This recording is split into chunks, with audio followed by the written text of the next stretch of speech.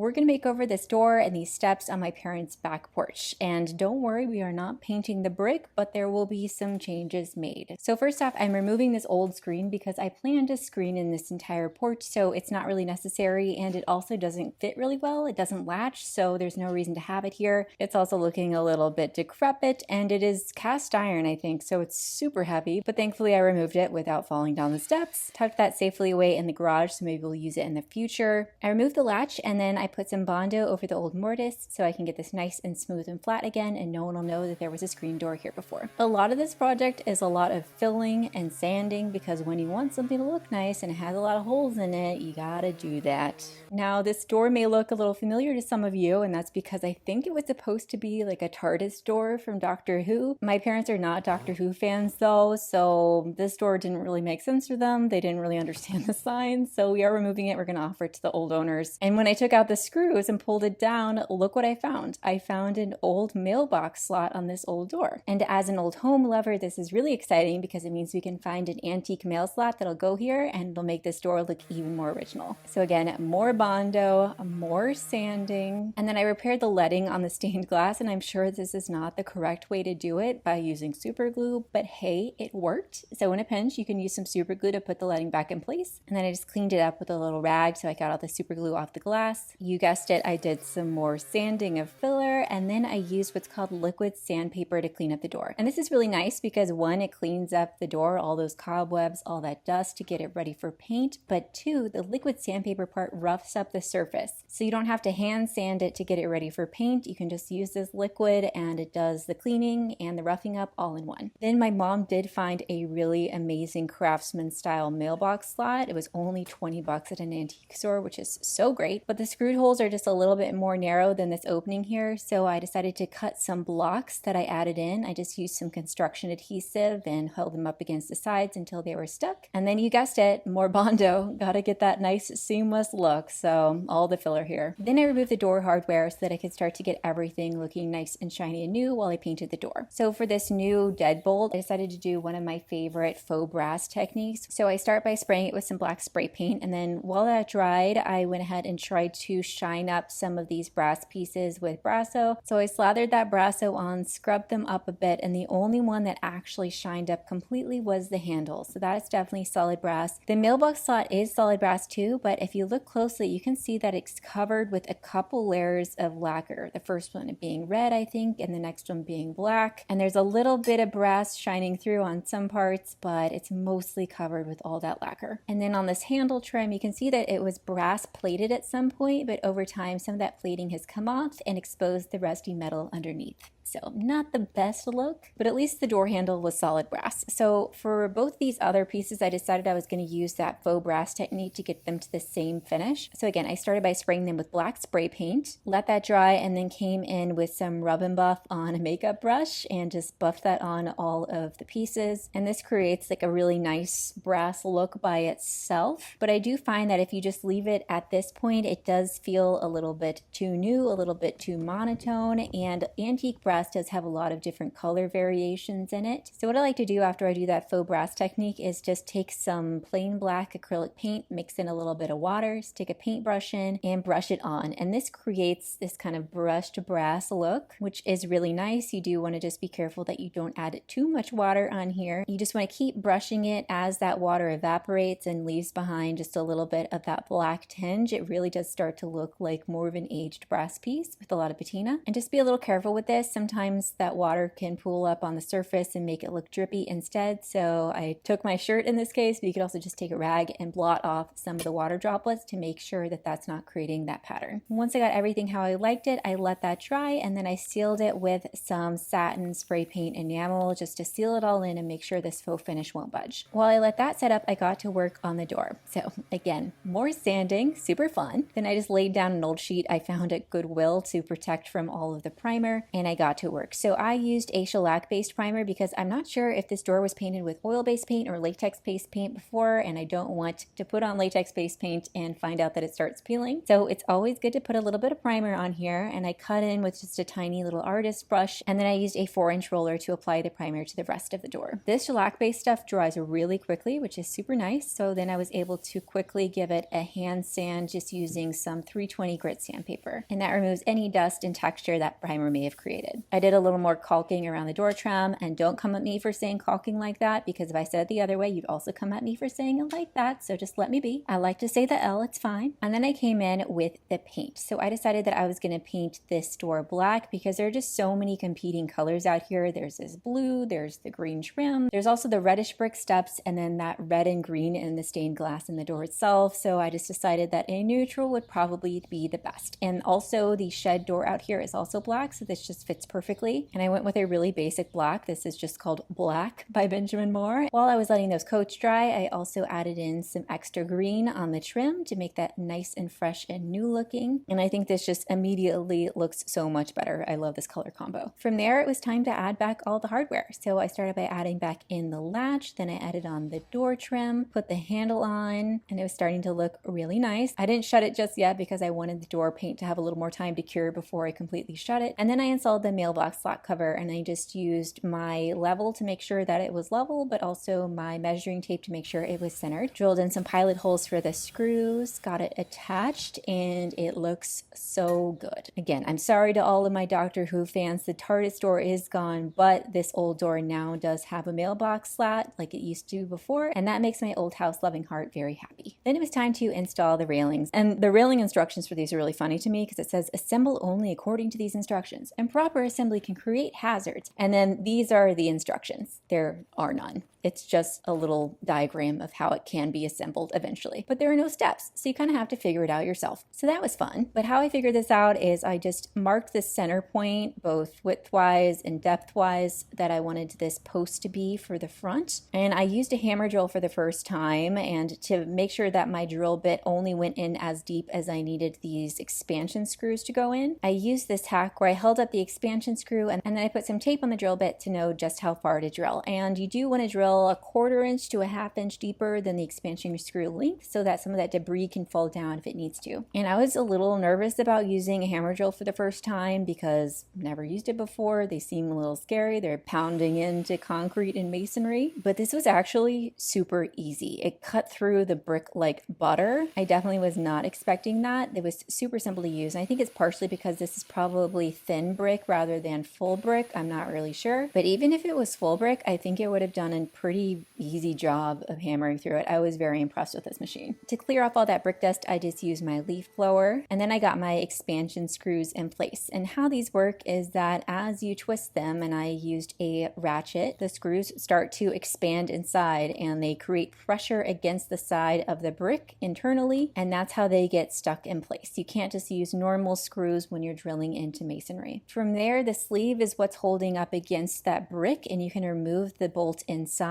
Then I put my post in place, I reattached the bolts, and that's what held it down into the sleeves that are attached to the brick. Hopefully that makes sense. This was new to me too. And these little ratchets will save you so much trouble because the wrench it comes with is really small and would be a big pain to have to use for all 4 of these. And then I just kept on drilling for the rest of the posts. Again, it's super easy. I did not expect it to be that simple. And then the hardware that came with the railings was actually silver, but I wanted it to be that satin black to match the rest. And I know some of y'all are gonna call me out for not putting down something on this grass before I spray painted, but you know what? We can cut this grass. It's fine. Life will go on. Then I put the railings in place, fastened them with all that newly black hardware, put the top railing on, and you can start to see how this is gonna look, and I think it looks really nice. I really like this curve shape, and I'll talk a bit later about why I chose this shape rather than a more traditional railing shape. Got my first one on, was really happy, and then I'll show you how I found the placement for that second post that goes in the back. So first I put on the top railing, got that fastened on the front, and then I put my back post in, and I used my level, which has a magnet in pin it and it sticks right to that post. And then I just moved the post around until it was one centered where I needed it to be and also was completely level. Then I marked the spots I needed to drill with a Sharpie, removed everything, and then used the hammer drill to make those holes. Removed all the dust, did the whole expansion screw thing, put the middle rail in place, fastened it with the hardware, put the top rail in place, again, put more hardware in, you know the drill by now, and that creates a really sturdy railing. And then to cover all that hardware on the bottom, it does come with this escutcheon, I think that's what you call it.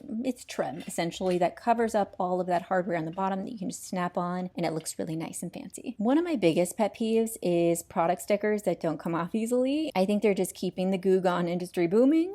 So when I brought out my Goo Gone, I sprayed that all on the sticker, got those off. Thankfully, they came off pretty smoothly after that. Put my little trim pieces on. And here is a reminder of what this door looked like before. And here is what it looks like now. I think it just looks so fresh and nice and fancy. I love this black. I love that aged brass popping against it. And I think the stained glass really shines now where it was a little bit more hidden before. I also love how the railings match the black on the door, and the curves on the railings also match the curves on the door light, if you notice that too. I love that detail. So a little bit more about why I chose this kind of railing that was curved upward rather than the traditional straight across rail is because of the sides on the brick steps. So if I had picked one that just slanted perfectly down, it would have run right into those brick steps. Plus, my mom likes to be able to unload things from her car, put them on the top step here, then climb up the steps, grab them, and take them inside. So this makes it easy for her to keep doing that. And you know it's spring because as soon as I got these installed, I found a caterpillar just making his way downtown, checking out these railings. So at least someone's enjoying them.